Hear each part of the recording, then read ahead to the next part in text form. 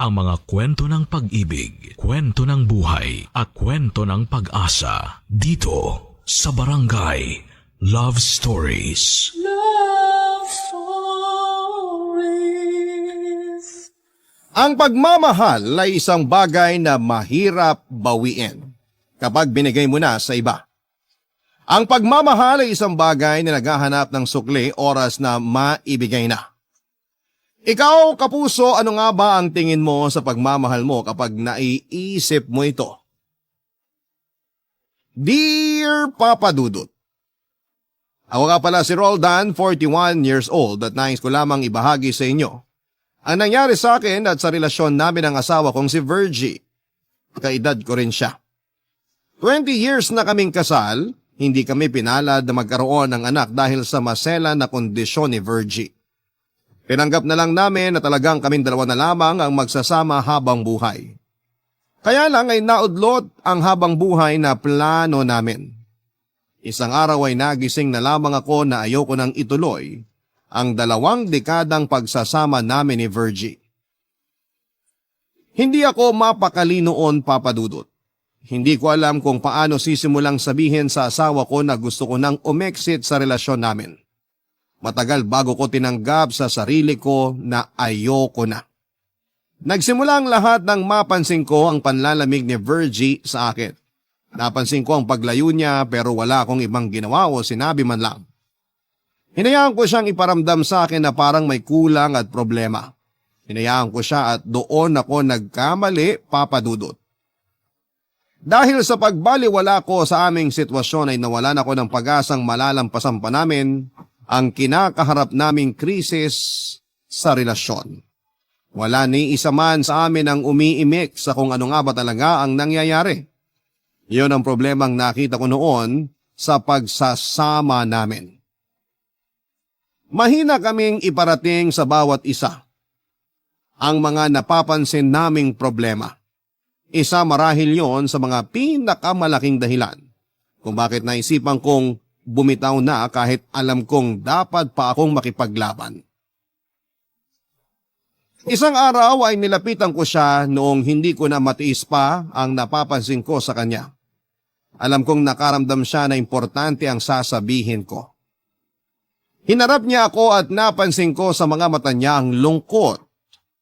Nasaktan ako sa nakita ko pero tinatagan ko ang loob ko para iparating sa kanya ang mensaheng matagal ko nang gustong ibulong. Malakas ang kabog noon ng dibdib ko at nagtatalo ng sabay ang puso at isipan ko. Dapat ko nga bang sabihin sa kanya ang nais ko?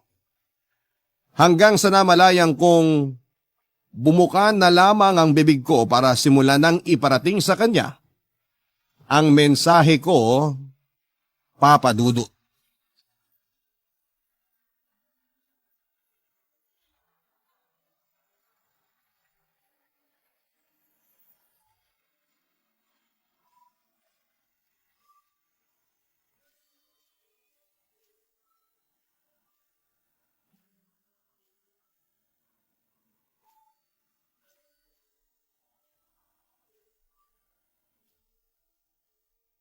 Virgie, pwede ka bang makausap saglit? Oo naman. Importante ba? Sana. Tungkol saan? Sa atin. Parang alam ko na. Pareho naman nating alam dati pa. Pero bakit pareho tayong nananahimik lang? Siguro dahil nakasanayan? Ayaw mo na, 'di ba? Hindi ko na lang kasi kaya. Ang alin? Yung katahimikan sa pagitan natin? Bakit kasi pananahimik ang naiisip nating gawin pag may iba tayong nararamdaman? Sabi kasi ng iba, katahimikan ang solusyon sa mga problema. Pero sa atin, katahimikan ang problema. Alam ko. Ayoko naman makipaghiwalay sa'yo. 2 dekada na tayo mag-asawa. Kung yung tagal lang ang pagsasama natin ang dahilan mo para hindi ako iwan, huwag na lang, Roldan. Mas masakit kasi pakinggan eh. Alam kong meron pa rin akong pagmamahal para sa'yo kahit papano. Yung salitang papano, ang ibig sabihin lang niyan, wala na talaga. Pinagaan mo lang ang sitwasyon. Hindi mo na talaga ako mahal. Naguguluhan lang ako ngayon. Meron ka na bang iba? Alam nating pareho na wala. Nadala lang ako sa pader sa pagitan nating dalawa. Hindi kita malapitan. Hindi kita marinig. Hindi na rin kita halos makilala. Kasalanan ko nga. Kasalanan natin. Ako nagsimulang bumuo ng pader sa pagitan nating dalawa. Alam ko may dahilan ka kung bakit mo binuo ang pader na yon. Alam mo ba ang dahilan? Hindi. Kasi nga nanahimik ka. Roldan, pinapalaya na kita. Hindi mo man lang ako ipaglalaban? Di ba nga sabi mo ayaw mo na? Pero di mo naman matatanggal sa akin na umasa pa. Lalo ngayong nakakausap na kita. Roldan, hindi na. Okay na. Bago ka pa magsalita, tinanggap ko nang matatapos na tayong dalawa. Ganun mo lang yung kadaling tinanggap. Samantalang ako ang tagal kong tiniis yung sakit. Bago ako nagdesisyong lapitan ka. Sana nga hindi mo na lang tiniis yung sakit eh. Sana una pa lang nilapitan mo na ako. Para nakaalis ka na. Para naiplano mo na ang mga susunod mong gagawin. Baka kung sinabi mo nang mas maaga sa akin, nasa gitna na tayo ng paglimot sa isa't isa ngayon. Imposibleng makalimutan kita. Mahihirapan din akong kalimutan ka. Kaya nga, parehas tayo. Bakit ayaw mo samahan ako ipaglaban tong relasyon natin? Kasi wala na rin naman tong pupuntahan eh. Hindi tayo aabot ng 2 dekada kung alam nating wala tong pupuntahan. Tapos ng 2 dekada na yon. Hindi pa naman tapos eh. Kaya pa naman kasi. Ikaw, kaya mo pa. Pero ang katawan ko hindi na. Anong ibig mo sabihin? Roldan, may cancer ako. Cancer. Hindi ako makapaniwala sa narinig ko kay Virgie. Nakatulala lamang ako habang pinagmamasdan ang mukha niya. Hinahanap ko noon ang bakas ng sakit niya pero hindi ko yon makita. Kaya hindi ko siya pinaniwalaan. Pinagbintangan ko pa nga siyang sinungaling at sinabi ko pa sa kanya na baka gawa-gawa lamang niya ang sakit niya para itaboy lamang ako. Hinanapan ko siya ng valid na reason kung bakit pinipilit niya akong makipaghiwalay sa kanya. Naiyak na lamang siya dahil hindi ko siya magawang paniwalaan. Nakonsensya naman ako at saka niyakap siya. At doon ko napatunayan na meron nga siyang dinaramdam. Nakita ko may mga bakas sa kanyang balat at yun ang senyales na meron nga siyang sakit. Doon pa lamang ako naniwala. Pero ang puso ko ay nahirapang tanggapin ang lahat.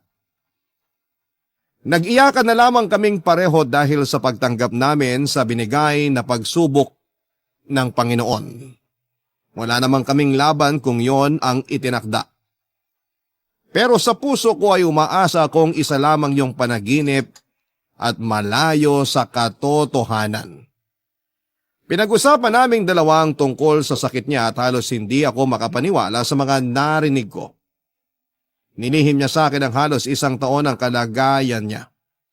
Kaya ako natahi ang mga panahong nananahimik siya at naging detached sa akin. Yun pala ang naging dahilan niya, Papa Dudut. Inakala kong ayaw na niya at nagsasawa na siya sa akin. Inakala ko na ang pananahimik niya ay paraan niya para iparamdam sa akin na ayaw na niya. Mas lalo tuloy akong nakonsensya dahil meron na pala siyang pinagdaraanan pero hindi ko man lang nakita yon. Kaya naman pinangako ko sa kanya na hindi ko siya iiwanan habang nakikipaglaban siya sa sakit niya. Kahit na ilang beses na niya akong tinaboy ay hindi ako nagpatinag. Gusto kong mas mapalapit sa kanya sa mga panahong alam kong pwede na siyang bumigay. Hindi ako nakinig sa pagtataboy niya sa akin. Mas nangibabaw ang kagustuhan kong may masandalan siya sa isang pagsubok na magpapatatag sa kanya. Kahit ang hirap niyang pagmasdan noon habang nakikipaglaban sa sakit niya. Parang doble ang sakit na nararamdaman ko kapag nakikita ko siyang nasasaktan sa mga tinuturok sa kanya. Kung pwede lang kunin kahit kalahati ng sakit niya, Papa Dudut, baka ginawa ko na yon.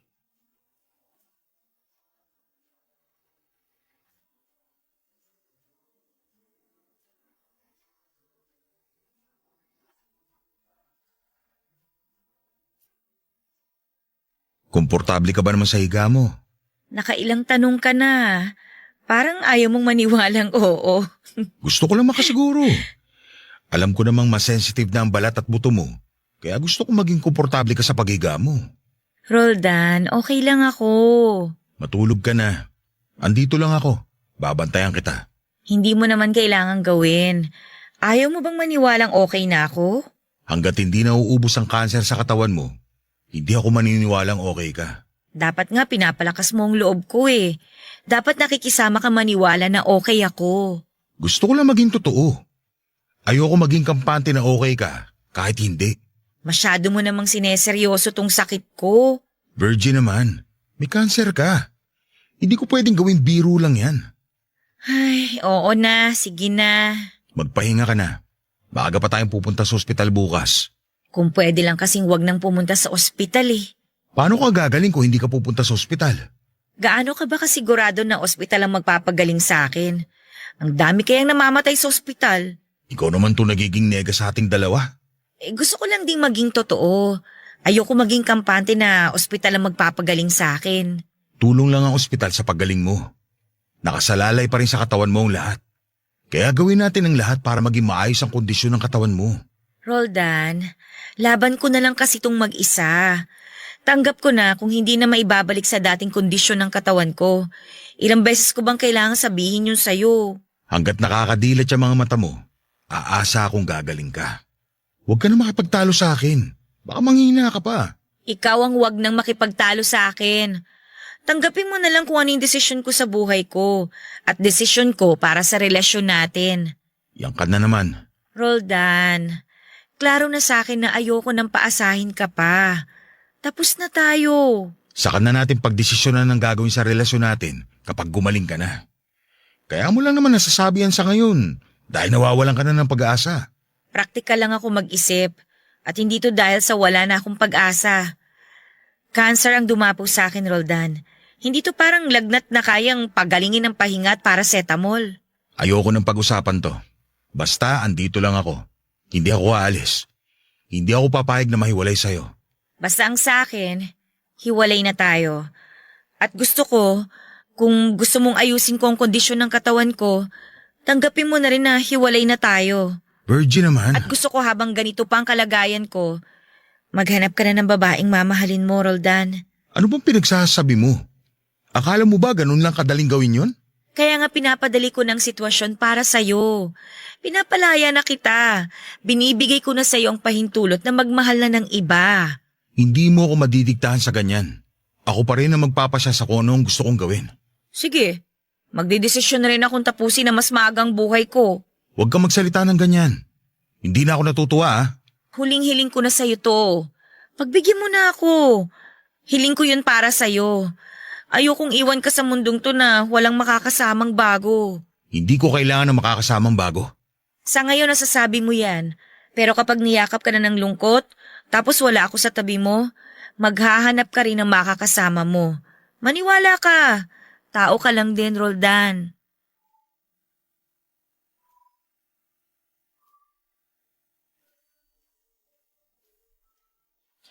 Habang iniisip ko noon na mawawala na si Virgie sa piling ko ay nanikip bigla ang dibdib ko. Hindi ko maipakita sa kanyang hindi ako nasasaktan habang iniisip ang mga darating na araw na hindi ko na siya makakawakan pa. Napaiyak na lamang ako at nakiusap sa kanya na huwag nang pag-usapan dahil hindi ko na kayang emosyon ko noon. Pinaplos niya ang mukha ko at alam kong medyo nasaktan siya sa paggalaw niyang yon dahil sa panghihina na rin ng katawan niya. Humingi siya ng tawad sa akin at pinaliwanag na kaya lang niya yon na sabi ay dahil takot siyang iwan akong mag-isa at walang kasama. Yun lang daw ang nakikita niyang paraan para matanggap na niya ng tuluyan na mapapaga ang uwi niya sa tahanan ng Diyos. Mas lalo ako naggalit sa sitwasyon ni Virgie Papadudut kung bakit naman kasi siya ang dinapuan ng ganong klase ng sakit. Napakabait ng asawa ko. Yun ang dahilan kung bakit siya lamang ang babaeng minahal ko ng mahabang panahon. Hindi ko naisip kailanman na darating ang araw na magmamahal ako ng iba dahil pinangako ko na sa sarili kong siya lamang ang gusto kong makasama hanggang sa kabilang buhay. Hindi pa rin ako nakumbinsi ni Virgie sa gusto niya. Naiyak na lamang din siya sa inis dahil matigas ang ulo ko at ayaw kong makinig sa kanya. Hanggang sa napapayag na lamang ako para lamang tumigil na siya. Alam kong alam niyang napilitan lamang ako sa naging sagot ko kaya kinausap at kinulit niya ako. Hanggang sa kinailangan kong pikiin ang ngiti sa mukha ko para lamang makampante siyang payag na ako sa gusto niyang mangyari. Hindi naman siya nakahalata at natuwa pa siya sa naging sagot ko. Niyakap niya ako at nagpasalamat dahil tinupad ko ang kahilingan niya. Habang yakap ko siya noon, ay ako naman ang humiling sa Diyos. Hiniling ko na sana ay hindi magbago ang pagmamahal ko para kay Virgie, para hindi ako matuksong humanap ng iba.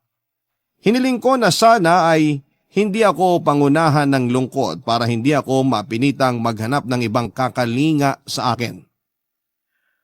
Papadudot, kontento ako kay Virgie at alam ng puso kong siya lamang ang mahal ko.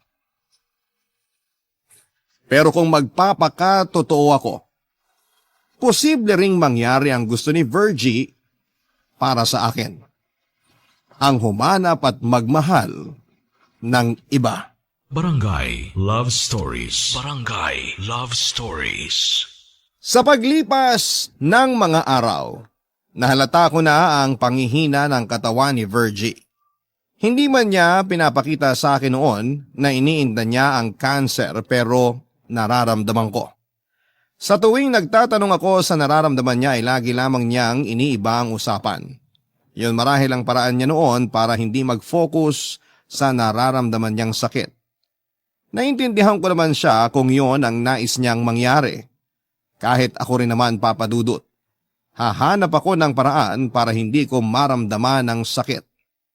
Inalagaan ko pa rin siya kahit na ilang beses na niya akong pinagsabihan na unahin ko na ang sarili ko habang malakas pa ako. Natatakot siya na sa kakaalaga ko sa kanya ay sarili ko naman ang mapabayaan ko. Totoo naman yon dahil mula noong nagkasakit si Virgie ay napabayaan ko na ang kalusugan ko. Hindi ko lang din yon sinabi sa kanya na may mga nararamdaman na rin ako sa katawan ko para hindi niya ako itaboy palalo. Kapag lumalala na rin ang nararamdaman ko ay sinisigurado kong iniinuman ko kaagad ng gamot bago pa lumalayon. Sa awa naman ng Diyos, naging maayos pa rin naman ang kalusugan ko. Kaya alam kong kaya ko pang alagaan ang asawa ko. Papadudot, ang hirap paniwalaan ang sitwasyon naming mag-asawa. Hindi ko maiwasang balikan yung mga araw na pareho kaming masigla at malusog. Yung mga araw na wala kaming problema kundi ang uulamin at papanoorin namin sa buong araw. Mula noong nagkasakit si Virgie ay nabago ang routine namin. Problema na namin kung saang ospital kami tatanggapin. Problema rin namin kung saang pharmacy bibili ng mga gamot niya. Problema na rin namin noon ang pera dahil malaki na ang nagagastos para sa pagpapagamot ng aking asawa. Mabuti na lamang at nakapagtabi kami ng pera at may mga taong tumulong sa amin.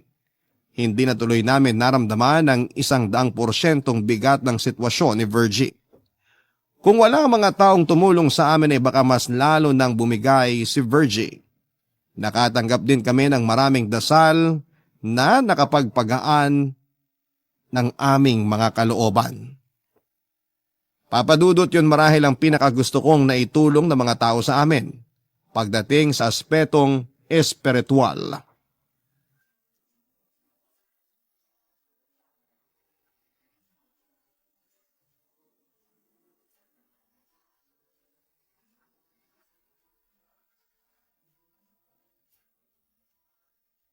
Ano ang nararamdaman mo ngayon? May masakit ba sa'yo? Nag-text kasi si Doc eh.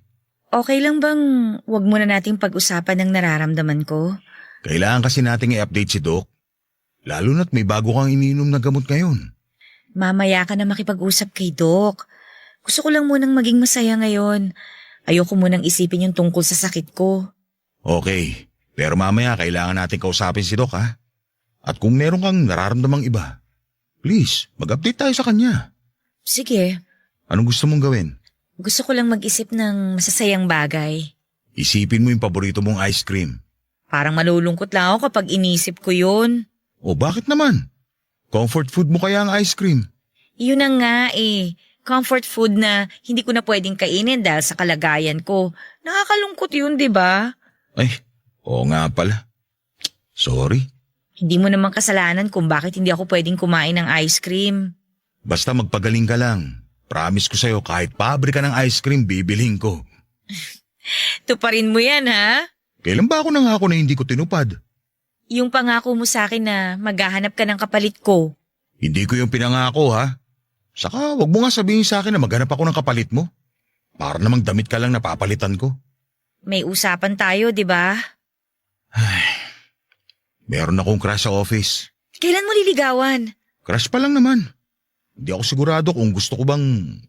Kung gusto kong... Kung gusto mo siyang maging girlfriend? Hindi lang talaga ako komportable sa ganitong usapan. Masanay ka na. Kasi araw-araw hindi na kita titigilan hanggat hindi mo nililigawan yung crush mo. Crush pa lang naman yun. Baka di ko rin gustong ligawan.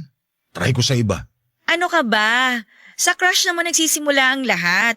Di ba nga crush mo ako nung college tayo? Kaya nga niligawan mo kagad ako nun bago matapos ang SEM eh. Ay oo, naalala ko yun. Grabe yung kaba ko nung inabutan kita ng shawarma. Yun kasi yung napansin kong lagi mo binibili kapag nasa labas ng campus. Tapos... Oops! Tama na. Ayoko nang pag-usapan ng nakaraan natin kasi tapos na yon. Gusto kong pag-usapan yung magiging future mo. Ano bang pangalan ng crush mo na yan, ha? Marie, mas bata sa atin ng 5 years. HR personnel. O tapos? Anong tapos? Ang damot mo naman sa detalye. Samantalang pag tayo ang topic, kulang na lang pati kulay ng karne ng shawarma, describe mo pa. Kasi tayo yun. Importante sa akin na bawat alaalang meron tayo. Importante rin naman yun sa akin, kaya lang mas importante yung ngayon. Mas importante na pag-usapan natin si Marie. Kumusta siya? Maganda ba siya? Matangkad? Maganda ba yung ngipin niya? Ano yung pinakagusto mo sa kanya? Yung ngiti niya kapag nakakasalubong ko siya. Maputi bang ngipin niya? Oo, saka may dimple sa magkabilang pisngi. Ay, sana all! Ako ang butas lang sa mukha ko, yung butas ng nagkabulutong tubig ako. Mas maganda ka naman sa kanya, no? Ay nako, bolero! Totoo naman. Naalala ko nung una kita nakita. Naka-mint green ka na bestida tapos... Sabi nang wag na nating pag-usapan yung nakaraan natin eh. Paano ka makaka-move on yan sa akin? Hindi naman ako makaka-move on sa'yo. Balang araw makaka-move on ka rin sa akin. Basta ituon mo lang yung lahat ng attention mo kay Marie. Lagi mong aalalahanin yung unang beses na nakita mo siya. Yung unang beses na ngimitian ka niya. Kung gaano kaputi yung mga ngipin niya. Ay wait lang, napansin mo ba kung anong kulay ng mga mata niya? Lagi mong aalalahanin yung unang beses na nakita mo siya. Yan ang gustong mangyari noon ni Virgie, ang alalahanin ko lagi ang unang pagkikita namin ni Marie. Pero ang rumirehistro sa utak ko ay ang unang beses na nakita ko si Virgie suot ang mint green na bestida niya habang malamyos ang lakad niya, na sinasabayan ng hangin sa paligid. Napakaganda niyang tingnan lalo na noong umiti siya at tumaplos ang buhok niya sa pisngi niya. Hindi ko yun pwedeng makalimutan, Papa Dudut. Napakaputi ng ngipin niya na kahit perlas ay mahihiya kapag tinapat sa kanya. Ang kulay ng mata ni Virgie kasing itim ng tinta ng ballpen. Ganun ko napansin lahat ng detalye sa kanya na hindi ko nagawang gawin kay Marie. Oo, at maganda nga si Marie at aaminin kong nagkaroon ako ng counting crush sa kanya dahil mabait siya sa akin. Pero hindi noon kayang tumbasan ang pagmamahal ko para sa asawa ko. Kaya naiinis akong pinipilit ni Virgie na piliin ko na si Marie. Tinuturuan pa niya ako kung paano lalapitan si Marie. Hindi ako komportable habang kunwari ay nakikinig sa mga payo niya para magustuhan ako ni Marie. Wala na rin ako nagawa ng pilitin niyang i-date ko si Marie. Tinakot ako ni Virgie na hindi magsasabi kung may iba siyang nararamdaman sa katawan niya. kaya napapayag ako sa gusto niya. Inaya ko na makipag-date si Maria at noong una ay nagtataka siya dahil alam niyang may asawa na ako pero pinaliwanag ko sa kanyang sitwasyon. Doon pa lang pwede nang umatras noon si Marie pero pumayag siyang makipag-date sa akin. Sinabi niyang naiintindihan niya ang sitwasyon ko. Medyo gumaan ang pakiramdam ko sa nangyari at doon na nga kami nagsimulang lumabas. Kahit kasama ko na noon ang mabait at maunawain na si Marie ay hindi ko pa rin maiwasang maisip ang asawa ko. Hindi ko alam noon kung hanggang kailan magtitiis si Marie na samahan ako sa mga date na asawa ko naman ang nag-decide. Mabait naman at masarap kausap si Marie, Papa Dudut, pero hindi siya si Virgie. Hindi siya ang asawa ko. Hindi siya ang mahal ko.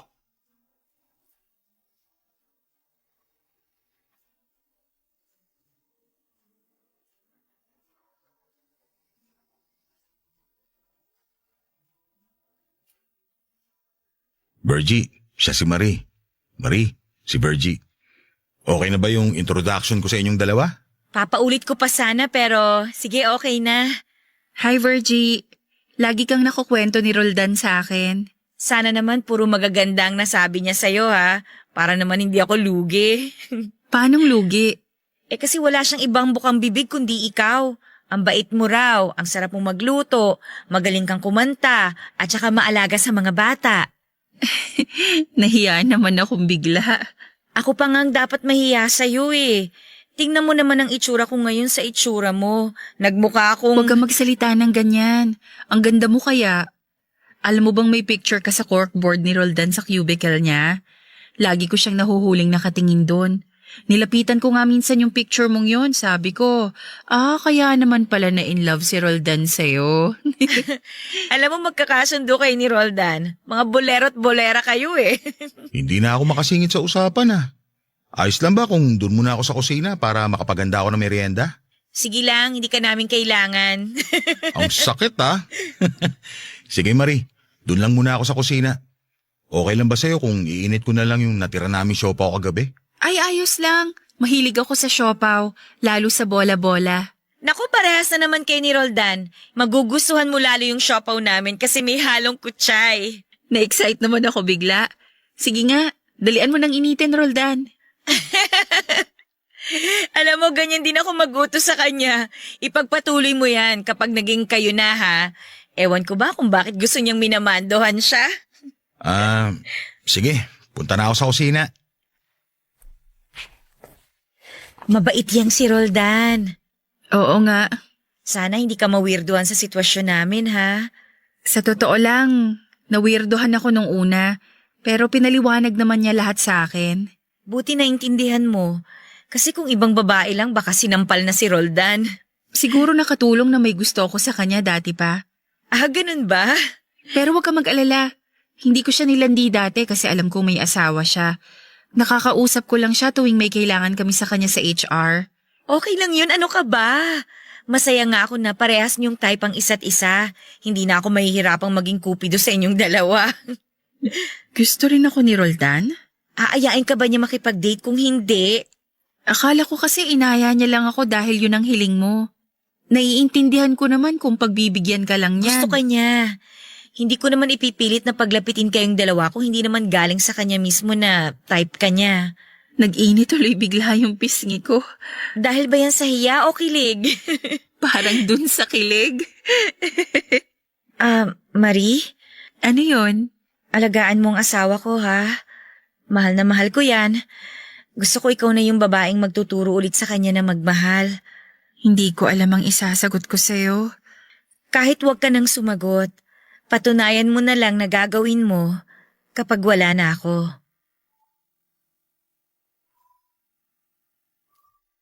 Ang hindi nila alam, pareho ko silang narinig mula sa kusina. Hindi ko napigilan ang sarili kong umiyak nang ibili na ako ni Virgie kay Marie. Malakas pa naman siya kahit papaano noon pero kung umasta siya ay akala mo'y huling oras na niya sa mundo. Natagalan papadudot bago ako bumalik sa sala kung saan ay andon silang dalawa. Parang hindi ko pa noon kayang harapin silang pareho dahil sa mga narinig ko. Pero alam kong makakahalata na si Virgie. Nagpapanggap ako masaya noong makabalik na ako sa sala at inabutan ko sila ng merienda at sumali na sa kwentuhan. Panay noon ang tukso ni Virgie sa akin kay Marie at pinagtabi pa niya kaming pareho ni Marie sa upuan at nakangiti siya sa aming dalawa. Nakita ko ang saya sa mga mata ng asawa ko habang nakatingin sa amin. Ramdam ko noon na sensero ang kagustuhan niyang maging masaya na ako sa piling ng ibang babae. Hindi ko alam papadudot kung paano kinaya ni Virgie na ipaubaya ko sa iba gayong siya na mismo ang nagsabing mahal na mahal niya ako. Ganon ba niya ako kamahal? Para palayain niya ako at itulak sa susunod na babaeng ramdam niyang mamahalin ako. Nararamdaman ko talaga ang kagustuhan ni Virgie na ibigin ko na si Marie. Kaya pinagbigyan ko siya papadudot.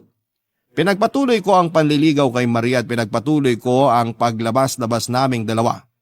Lahat yon ay sinasabi ko noon kay Virgie dahil nakikita kong sumisigla siya sa tuwing may nalalaman siyang progress sa aming dalawa ni Marie.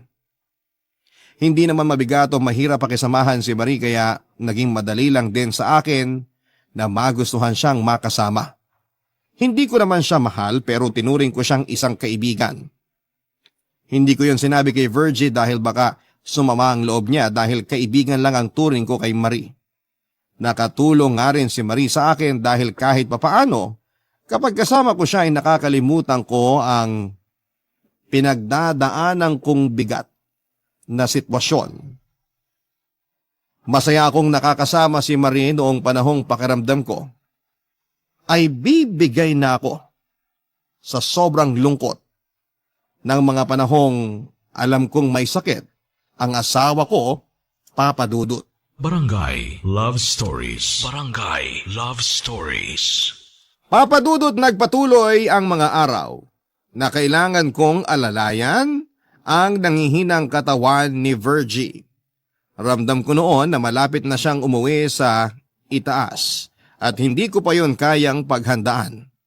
Kahit alam ko noon na tanggap na ni Virgie na aalis na rin siya sa mundo, magkaiba pa rin kami ng nararamdaman. Hindi ko kayang tanggapin na mawawala noon ang asawang nakasama ko sa mahabang panahon. Hindi ganong kadaling mag-let go ng mga ala-ala. Hindi ganong kadaling i-let go ang pagmamahal ko sa kanya. Kahit sabihing ando na si Marie sa buhay namin, ay hindi ko pa rin magawang i-consider ang posibilidad na mawawalan ako ng pagmamahal sa asawa ko. Walang oras na hindi ako nagdasal na gumaling si Virgie. Handa ko nung isakripisyo ang buhay ko, wag lamang siyang mawala sa mundong ito. Pakiramdam ko kasi noon ay mas importante ang buhay niya kesa sa sarili kong buhay. Pakiramdam ko noon ay mas marami pa siyang magagawang makabuluhan kesa sa akin. Gusto ko na noong sumuko dahil sa nakikita kong panghihina ng katawan niya.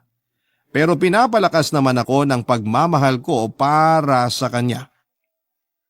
Hindi ko kayang ipaliwanag sa inyo ngayon, Papa Dudut, kung gaano ko parang sinasakal sa nakikita kong pagbabago sa katawan ni Virgie. Ang laki ng ipinayat niya dahil sa ilang buwang gamutan. Hindi ko na nga siya halos makilala noon lalo't nagtuloy-tuloy ang pamumutla at pagkawala ng buhok niya. Pati ang boses niya ay unti-unti nang binabawi sa kanya. Hirap na akong tignan siya dahil nasasaktan akong makita na paunti-unti nang binabawi ng Diyos ang asawa ko. Hindi ko siya kayang bitawan para ibalik sa Diyos. Kung pwede lang siyang itago sa kung saan na hindi siya mahahagilap ng mga anghel ay baka ginawa ko na. Kung pwede lang iharang ang katawan ko para hindi siya mabitbit palipad sa langit ay baka ginawa ko na. Gagawin ko ang lahat, wag lang siyang mawala sa mundong ito.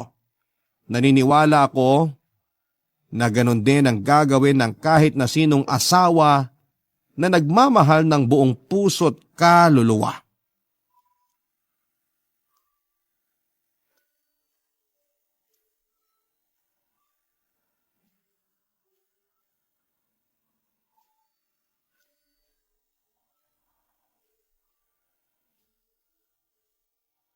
Kanina ka pa pumipikit dyan ah. Natatakot na ako ah. Okay lang ako. Natatakot nga ako. Parang di ka komportable. May masakit ba sa'yo? Meron. Tara na sa ospital. Hintayin mo ako. Kukunin ko lang yung jacket mo. Ayoko na munang pumunta sa ospital. Magtatalo na naman tayo, Virgie. Alam mo kailangan mong pumunta ng ospital. Alam ko naman yun. Gusto ko lang ipahinga yung ilong ko sa amoy ng ospital. Mas lalo kasing sumasama ang pakiramdam ko ron eh. Pero Pagbigyan mo naman ako ngayon, please. Kahit ilang oras lang. alam mo kung gaano kahalaga ang bawat segundo sa kalagayan mo. Alam ko rin naman yun eh. Pero mas gusto ko nandito lang ako sa tabi mo. Mas kumakalma ako. Virgie naman. Please, Roldan. Ngayon lang. Sige, pero babantayan kita. Matulog ka na. Andito lang ako sa tabi mo. Ayokong matulog. Kung hindi ka pupunta sa ospital, kailangan itulog mo yung nararamdaman mong sakit. Makabawas man lang. Alam mo kung ano yung makakabawas ng sakit sa akin? Ano? Pag-usapan natin ang nakaraan. Akala ko ba ayaw mo nang pag-usapan yung nakaraan? Di ba nga lagi mo sinasabi na yung ngayon at bukas ang mahalaga? Sa sitwasyon ko ngayon, mahalaga pala yung nakaraan. Kasi sa nakaraan, malakas ako. Sa nakaraan, masaya ako. Tsaka malusog. Kung pwede lang sanang bumalik sa nakaraan. Balikan natin ngayon. Pwede naman, di ba? Gusto mong balikan yung unang date natin? Naalala ko yun. Sa Fort Santiago tayo pumunta. Nakapajama lang tayo pareho kasi sabi mo, sa ganung suot kang komportable. Tapos nagbaon tayo ng ginataang tulingan. Na sinabay natin sa malamig na taho na walang arnibal. Kakaiba rin yung trip natin noon, ano? Oo, laging kakaiba yung trip natin lalo na pagdating sa mga pagkain. Lagi tayong hinuhusgahan sa mga pinagpapares nating pagkain. Naalala ko, pinaris natin yung durian ice cream sa pinakbet. Yung burong isda at peanut butter. Ang sarap nun, di ba? Pero yung ibang nakakita, gusto na nilang masuka. Naalala ko na ospital pa tayo dahil sa mga combo natin sa pagkain. Naalala ko nga walang gustong sumabay sa ating kumain kasi nawawalan sila ng gana. Okay lang na di sila makisabay. Ayoko naman kasing nagbibigay ng pagkain sa iba. Kahit naman ialok mo sa kanila yung pagkain natin, tatanggihan din nila. Kaya nga gusto ko yung mga kinakain natin. Kasi siguradong walang makikihingi. Kahit kayong aso, ginudge tayo sa food choices natin. Na-trauma pa kamo yung mga aso nung binigyan natin ng pandesal na sinawsaw sa toyo at maraming suka. Nakakamiss kumain ng ganung mga pagkain. Nakakamiss maging malusog. Babawi tayo kapag lumakas ka na. Pero paano kung hindi na? Lalakas ka pa. Magtiwala ka lang sa sikmura mo. Paano kung wala na akong tiwalang gagaling pa ako? Kasi rinig ko nang humihiyaw tong katawan ko na gusto nang huminto sa paggaling. Pagod na ako, Roldan. Pagod na ako.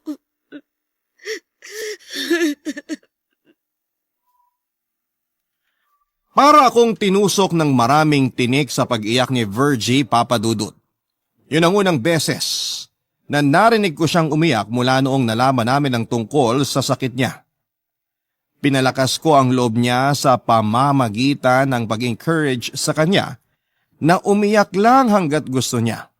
Malaking tulong yon para gumaan ang bigat na nararamdaman niya.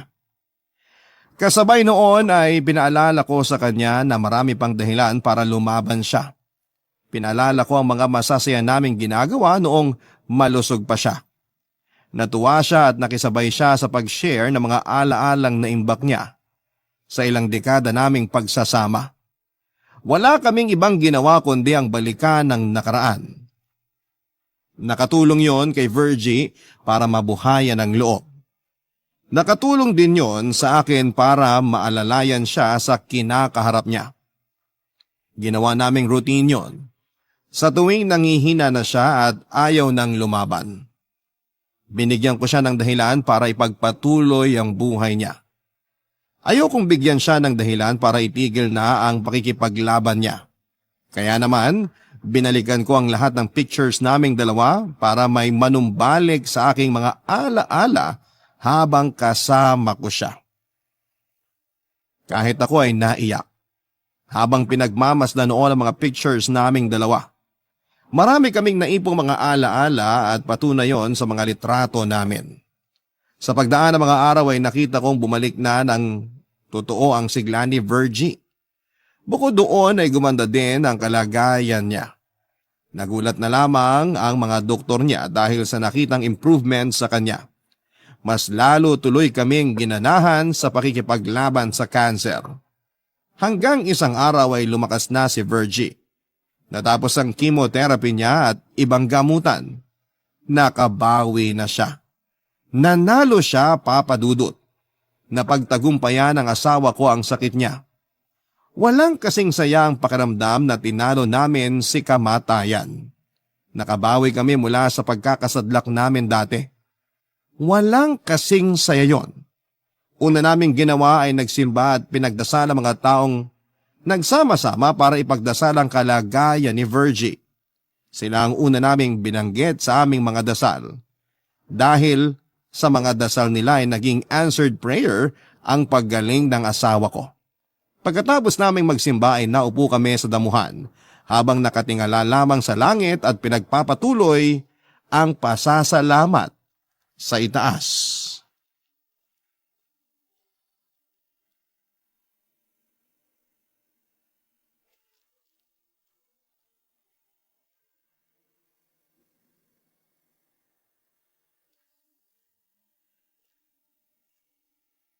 Ang sarap mabuhay. Ang sarap pakinggan na sinasabi mo yan. Samantalang dati, no, parang wala kang ibang narinig sa akin kundi gusto ko nang sumuko. Gusto ko nang sumama sa liwanag. Buti nga ayaw pa ng Diyos na sumama ka sa kanya. Thank you, ah. Kahit naging pabigat ako sa'yo, hindi ka sumuko. Mag-thank you ka sa sarili mo. Ikaw mismong lumaban at tumalo sa sakit mo. Sumuporta lang ako. Kung hindi dahil sa suporta mo, hindi ko naman maaalalayan ang sarili ko. Eh di it's a tie. Thank you sa effort nating dalawa. Ang sarap mabuhay. Nasabi mo na yan kanina. Ang sarap lang kasing ulit-ulitin. Naiintindihan kita. Roldan, Bakit? handa na ako. Handa saan? Kinakabahan naman ako sa'yo. Huling sinabi mo yan nung pasuko ka na sa sakit mo. Iba to ngayon. Ano ba kasing ibig mong sabihin?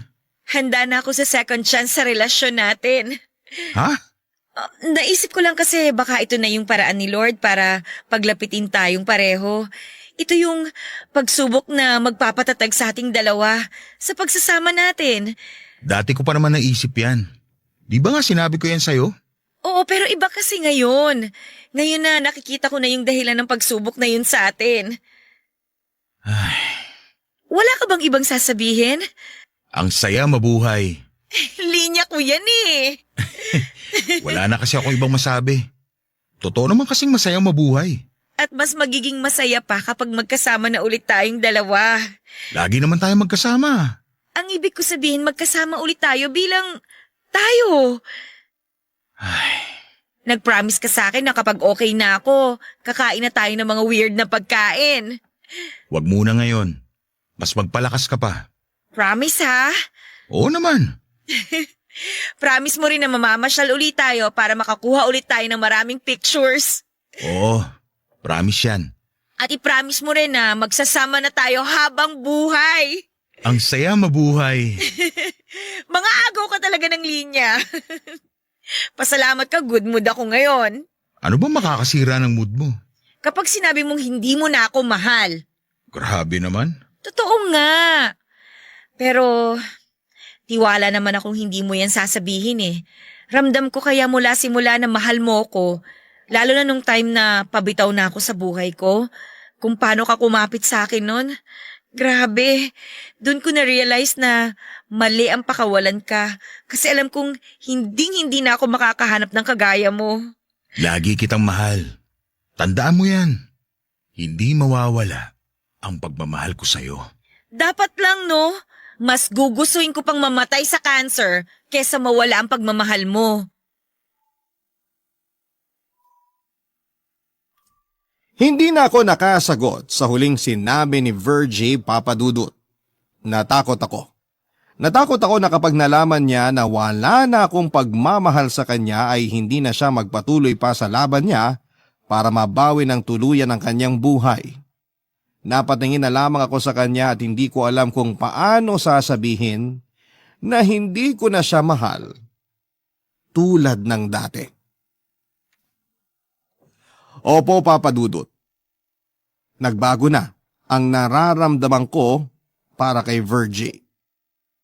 Oo, at andun pa rin ang pagmamahal pero pagmamahal na lamang yon bilang kaibigan. Sa pagdaan kasi ng mga araw ay sinikap kong kalimutan ang nararamdaman ko para sa kanya dahil yun naman ang hiniling niya.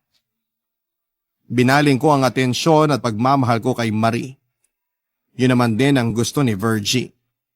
Hindi naging mahirap ang proseso na mahulog ako kay Marie dahil mabuti siyang tao at inaalalayan niya ako sa mga panahong parang guguho na ang mundo ko dahil sa kalagayan ni Virgie. Binangon ako ni Marie habang unti-unti akong binabagsak ng kalagayan ni Virgie. Bakit naman hindi ako mahuhulog sa kanya? Lalo na't simulat pa lamang ay may basbas na yon ni Virgie. Papa Dudut, hindi ko ngayon alam ang gagawin. Hindi ko masabi kay Virgie na kami na ni Marie. Napag-usapan na namin ni Marie ang tungkol dito pero hindi rin niya alam ang gagawin. Naawa siya kay Virgie pero mahal niya ako at handa niyang ipaglaban ang relasyon namin. Kaya po ako sumulat sa inyo ay para makahingi ng tulong sa mga tagapakinig ninyo. Hindi ko alam ang gagawin kung dapat bang ipagpatuloy ko ang relasyon namin ni Marie o ipagpatuloy ko ang naudlot na relasyon namin ni Virgie. Sana'y mapaliwanag ninyo sa akin ng maayos kung paano ko sasaluhin ang sitwasyon. Pareho ko silang ayaw masaktan, pareho silang mahalaga sa akin. May tiwala ako sa Barangay Love Stories na matutulungan ninyo ako sa sitwasyon ko. Hiling ko rin na sana'y bigyan ninyo ako ng pangunawa sa mga pinagdadaanan ko sa ngayon dahil hindi biro ang maipit sa sitwasyong ito. Maraming salamat at ngayon pa lamang sa lahat ng mga kabarangay nating handang tumulong sa akin, ipagpapasalamat ko ito hanggang dulo. Isang malaking karangalan ang mapabilang sa inyong number 1 na programa. At higit sa lahat ay isang malaking karangalan ang mapakinggan ninyo ang kwento ko. Mabuhay ang Barangay LS. Ako ang inyong kabarangay forever, Roldan. Nagustuhan ng iyong napakinggan? Ituloy yan via live stream sa www.gmanetwork.com/radio. Barangay LS 97.1 Forever